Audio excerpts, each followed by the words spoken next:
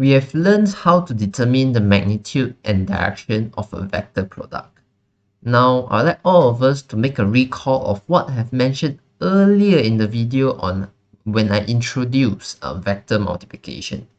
I mentioned that the issue with vector multiplication is we don't know how to multiply the direction together, right?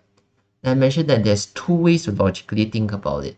One way is if the two vectors are more and more parallel, then you result in a greater answer for multiplication. More and more parallel, the answer will have a greater value. That's scalar product. And I also mentioned that there's another way of multiplying, which is the more and more perpendicular they are, or the greater the perpendicularness, the greater the value of the product.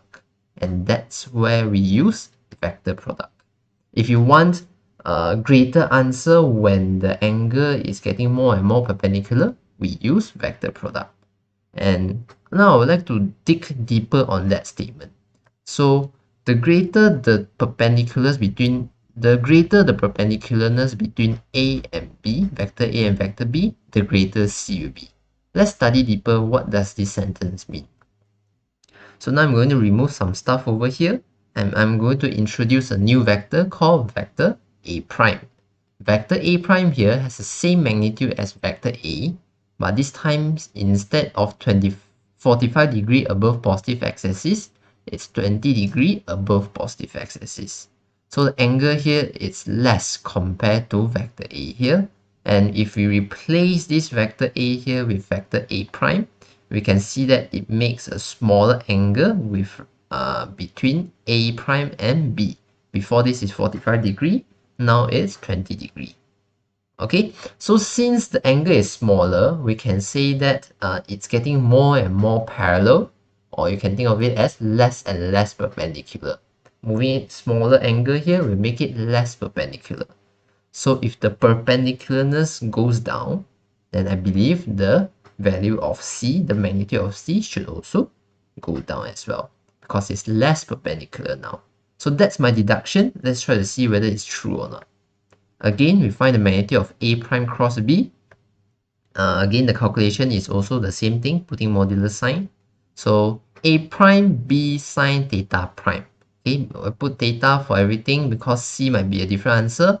A prime here, even though it has the same value as A, but because it's another vector, it's good to have a prime. And the angle here is also another angle, so that's prime.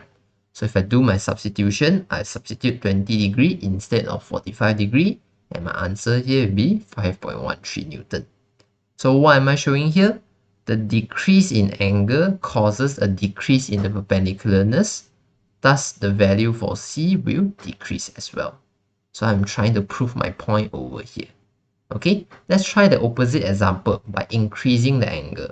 So now I have A prime prime instead, same magnitude, but angle here increased to 75 degree. So now the angle between vector A prime prime and B will be 75 degree, larger than 45 degree. So this is a 45 degree, so we are going to do it for 75 degree.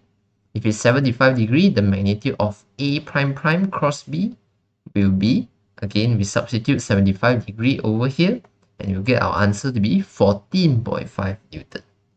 Now we see, as we increase the angle, the perpendicularness increases. So when the perpendicularness increases, it results in a greater answer for the magnitude of the vector C, or the magnitude of the vector product. So this is the conclusion that I would like to make. I'm trying to prove that this statement here is true. So now, why this statement here is true is because in our formula here, AB sine theta, the sine theta is playing the role to agree with this statement over here. So sine theta has this property. When we do sine 0 degree, the answer will be 0. And when we do sine 90 degree, the answer will be 1. What does it mean? If it's completely parallel, like two vectors are really parallel, then you should expect no angle between them. So the angle should be 0, right? So when the angle is 0, you can say they are parallel and they are not perpendicular at all. So when they are not perpendicular at all, the answer, the sine theta will be a 0. So when we submit 0, you should get answer 0. So because it's not perpendicular at all, the perpendicularness is 0. So the result should be 0.